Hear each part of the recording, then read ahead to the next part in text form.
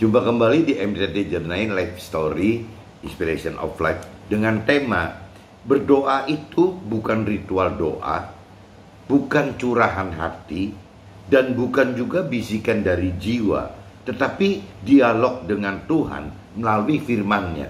Dari kitab 1 Tesalonika pasal 5 ayat 1-11 dan kitab 1 Tesalonika pasal 5 ayat 12-23. Maksudnya teman-teman, jadi kalau saya pelajari banyak sekali orang berdoa itu hanya dengan cara ya seperti ritual yang diajarkan oleh doa. Jadi kadang-kadang apa ya secara agama gitu, biasanya ada satu panutan doa gitu. Nah doa itu yang kadang-kadang jadi akhirnya terus-terusan diritualkan teman. Jadi seperti mantra gitu. Nah ini bagaimana kita bisa berdialog dengan Tuhan gitu, berdoa dengan Tuhan. Arti kata berdoa itu kan berdialog dengan Tuhan, bercakap-cakap gitu, berkata-kata dengan Tuhan, bercakap-cakap dengan Tuhan. Nah, bagaimana kita bisa berdialog kalau berdoa itu isinya hanya ritual doa saja gitu? Ya berarti bukan berdialog. Ya berarti kita cuma seperti ya mantra saja, pengucapan mantra tanpa dialog. Itu satu. Kedua juga ada juga yang cuma sekedar bagaimana berdoa itu diidentikan, diasumsikan, disamakan dengan bagaimana kita mencurahkan isi hati kita gitu. Ya bagaimana kita mencurahkan isi hati kita, lah terus berarti apa arti berdialognya? Tidak ada lagi teman-teman. Jadi sudah berdoa dengan ritual, sudah namanya bukan berdialog, yang namanya curahan hati kita kepada Tuhan juga namanya bukan berdialog gitu. Jadi cuman satu sisi aja kita mencurahkan hati, ya kita cuman sekedar mengucapkan ritual doa gitu. Begitupun juga teman-teman, ada juga yang menunggu gitu. Menunggu Tuhan katakan apa ya, Tuhan bisikan apa. Berarti kan menunggu. Lah menunggu ini akhirnya ujung-ujungnya teman-teman yang dikhawatirkan, bisikan itu bukan dari Tuhan, tapi bisikannya dari hati kita sendiri, bisikannya dari jiwa kita sendiri, bisikannya dari pikiran, perasaan, kehendak kita sendiri. Lah tiga macam yang saya amati teman-teman, ini kan sia-sia sekali teman-teman. Jadi ada orang yang berdoa seolah-olah identik dengan pengucapan ritual doa-doa, ya berarti bukan berdialog dengan Tuhan. Atau bisa juga yang keduanya karena curahan hati gitu, ya bagaimana mencurahkan isi hati kita seperti ke teman kita gitu, itu juga percuma karena tidak bisa berdialog dengan Tuhan. Dan yang ketiganya teman-teman, ya yaitu bagaimana caranya ya menunggu bisikan dari Tuhan gitu, yaitu akhirnya yang membisiki ya jiwa kita sendiri, hati kita sendiri, pikiran, perasaan, kehendak kita sendiri. Ini kacau semua teman. Jadi satu-satunya dari pengertian saya berdoa, berdialog dengan Tuhan dengan benar itu adalah tetap teman-teman, basicnya ya karena Tuhan Allah adalah firman Tuhan Allah, berarti tetap kuncinya berdialog dengan Tuhan Allah itu harus ada dasar firmannya teman-teman. Tanpa ada firman Tuhan Allah, rasanya kita tidak bisa berdialog dengan Tuhan Allah, kita tidak bisa berdoa dengan Tuhan Allah. Nah semakin banyak kita mengerti akan firman Allah, ya otomatis teman-teman, jadi dalam keseharian kita itu akan selalu berdoa dengan Tuhan, karena dalam hati kita, dalam jiwa kita selalu berdialog dengan Tuhan dengan bahasa, kata dan bahasa dari firman Tuhan Allah tadi teman-teman. Jadi kunci maksudnya tema pagi ini seperti ini teman-teman. Berdoa itu bukan ritual doa, bukan juga curahan hati kita gitu, dan bukan juga bisikan jiwa kita gitu. Tunggu bisikan jiwa kita, ya tetapi berdoa itu adalah berdialog dengan Tuhan ya melalui firman-firman Tuhan. Dengan firman Tuhan itu yang membuat kata-kata dan kalimat kita bisa berdialog dengan Tuhan. Mudah-mudahan teman-teman bisa tangkap maksud saya teman-teman. Nah ini sebelum saya lebih lanjut, saya coba masuk ke dalam kitab 1 Tesalonika pasal 5 dulu teman-teman. Ayatnya itu 1-3 teman-teman. 1-3. Judulnya di sini, perikopnya judulnya berjaga-jaga gitu. Tetapi tentang zaman dan masa, saudara-saudara, tidak perlu dituliskan kepadamu, karena kamu sendiri tahu benar-benar bahwa hari Tuhan datang seperti pencuri pada malam.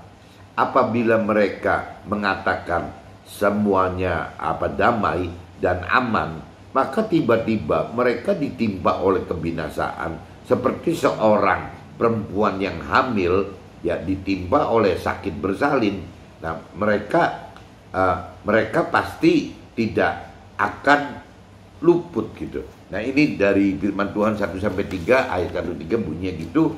Kalau dari inspirasi saya teman-teman, 1 Tesalonika pasal 5 ayat 1-3, semua orang tahu jika ada saat saat makhluk hidup akan alami kematian. Jadi semua makhluk hidup itu akan mengalami kematian. Semua orang tahu itu teman-teman. Tapi banyak orang yang tidak tahu ya misteri manusia ya sesudah alami kematian tubuh di dunia ini gitu ya, bahwa tubuh ditinggal ya di dunia, adapun roh dan jiwa akan bangkit hidup kembali ke dalam akhirat untuk hadapi pengadilan Tuhan ya dalam akhirat kekal nanti gitu. Nah, ini yang kadang-kadang orang dunia, orang berkeyakinan itu kadang-kadang nggak mau mengerti akan maksud Tuhan seperti ini teman-teman.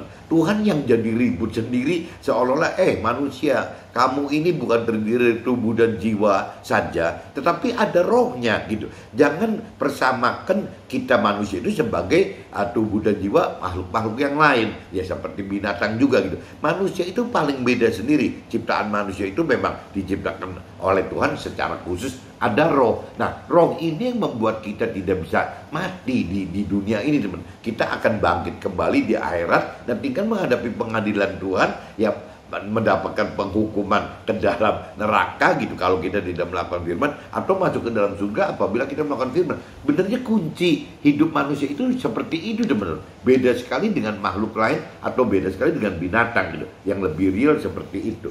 Nah, ini saya coba lanjut lagi kitab 1 Tesalonika pasal 5 ayatnya ke-4 teman-teman, 4-8 teman-teman.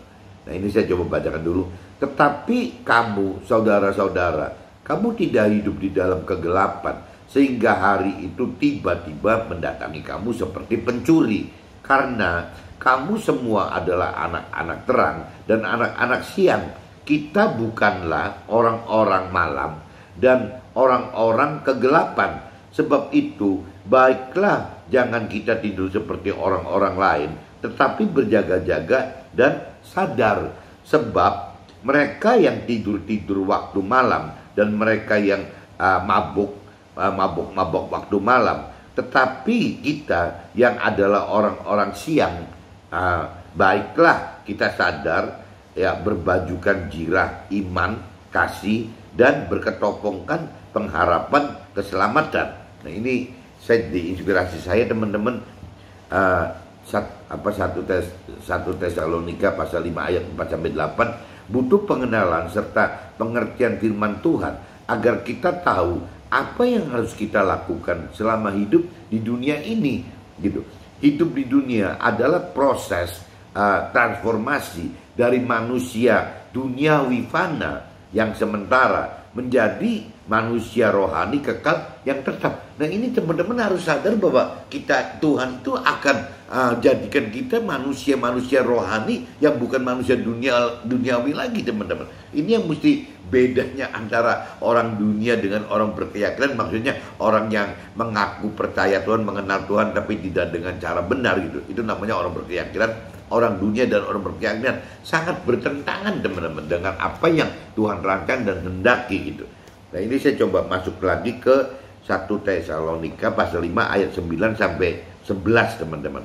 9-11. Karena Allah tidak menetapkan kita untuk ditimpa murka, tetapi untuk beroleh keselamatan oleh Nabi Isa atau firman Tuhan gitu, yang sudah mati. Nabi Isa sudah mati untuk kita supaya entah kita berjaga-jaga, entah kita tidur, ya kita hidup bersama-sama dengan Nabi Isa tersebut gitu. Karena itu, nasihatlah seorang akan yang lain dan saling membangunlah kamu seperti yang memang kamu lakukan.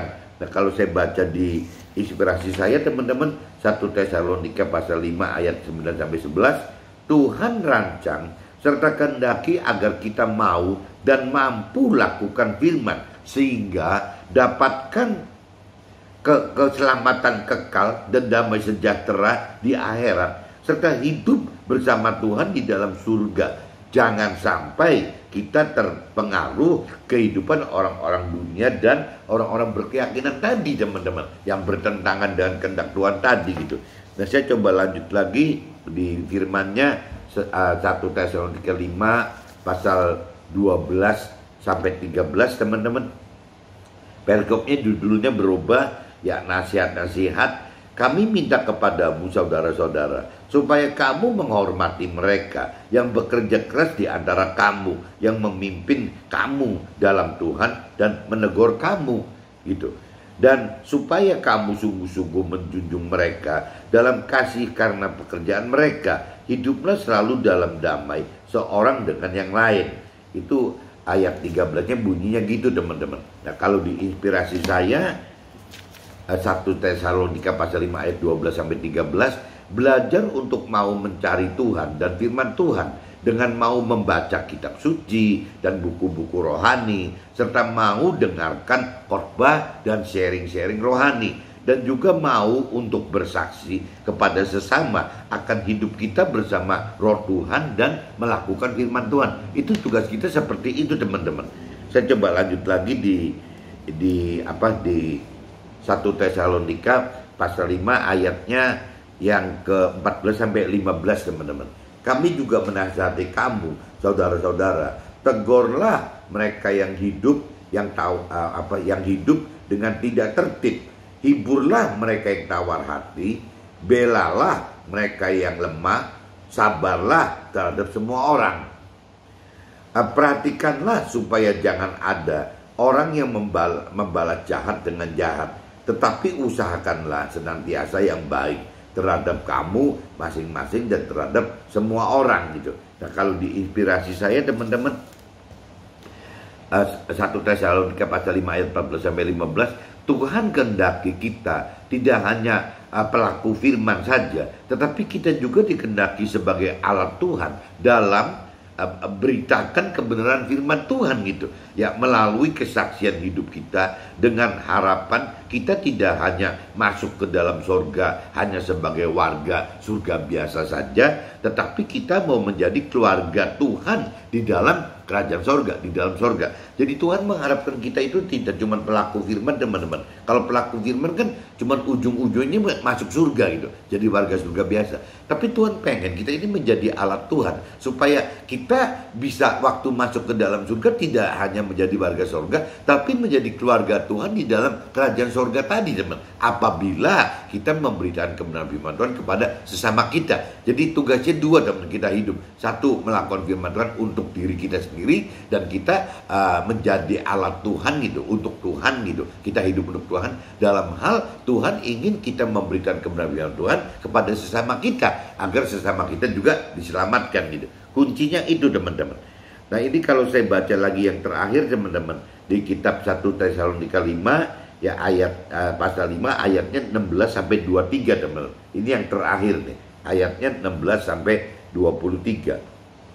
Bersukacitalah senantiasa, tetaplah berdoa, mengucap syukuran dalam segala hal, sebab itulah yang dikehendaki Allah di dalam Nabi Isa tadi gitu, di dalam firman Tuhan tadi bagi kita. Janganlah padamkan roh, dan janganlah anggap rendah nubuatan-nubuatan. Ujilah segala sesuatu dan peganglah yang baik gitu.